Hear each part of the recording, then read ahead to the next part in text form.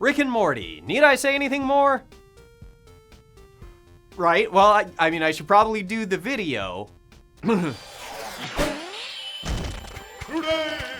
in Nerd History! Rick and Morty has pushed the limits of the animated sitcom in just about every way imaginable. There's the humor, there's the lore, there's the gross burping in the middle of dialogue that you have to endure before you can actually start loving the show. But any fan will tell you it's the small details, things in the background, things that hardly go noticed that really make the show something special. But certain details have gone without any kind of official explanation, which has led to some really interesting fan theories. Here's one of my favorites. What if I were to tell you that Rick has been planning to kill himself for the past 3 seasons? Okay, I mean, it wouldn't be entirely surprising, but stick with me because this gets weird. It's not unreasonable. The character's totally unhinged. His intelligence is an exhausting curse for him.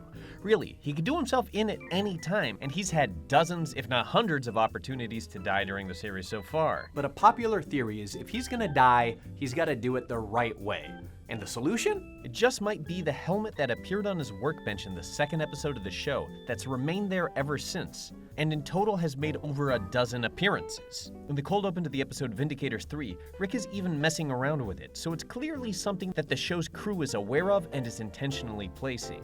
It looks kind of like a colander for straining pasta with some studded red plugs in there. And at first glance, it may appear to be a reference to Doc Brown's bizarre headgear from Back to the Future, which would make sense. Rick was directly based on Doc Brown and originally named Doc in the non-pilot of the show. But as a number of people on the internet have pointed out, it bears an even more striking resemblance to a certain piece of creepypasta that circulated the net not too long ago. A real-life suicide helmet. Now strap in because things are gonna get, actually pretty grisly here. The legend goes like this, and the details are always a little bit different. Someone is either visited in school class by a coroner, or they're shadowing a coroner. And when the coroner is asked what the strangest thing they ever saw was, they bring up the suicide helmet. So it goes that sometime ambiguously in the 1970s, a teenager with a bad family situation had his beloved dirt bike taken away by his parents. This was the final straw for the unwell but bright kid, who went on to spend all of his spare time putting together a makeshift contraption, a helmet rigged up with 8 or 9 shotgun shells pointed inward that could be electrically triggered to basically liquefy his head. When it was complete, he put it on and hooked it up to the light switch in his garage and sat in the dark waiting on his dirt bike for his mother to come in, flip the switch, and unwittingly blow his head to pieces. A final, very dark revenge. Now this is an urban legend, so it has to be taken with however many shakers worth of grains of salt. There are so many versions of the story that it's impossible to tie it to a particular event. However, the photos are very indisputably real.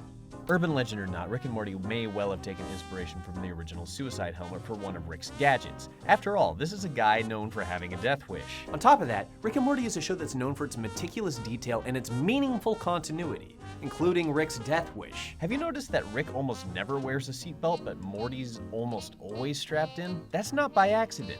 Given these suicidal tendencies, it's entirely believable that Rick would be crafting the perfect way for him to jump ship off this mortal coil. In retrospect, the helmet adds a layer of despondence to every scene in the garage. On the edge of frame looms an object that represents all of Rick's fears, his frustration with his own inability to form lasting bonds. At the same time, Rick stares at that helmet every day and still hasn't put it on. In part, I'm sure, because the very act would mean surrender, and that. Yes, Rick and Morty is a very silly show, and not everything is symbolic. But in a series where a guy turned himself into a pickle and that had a deeper meaning, I think there's room for a helmet.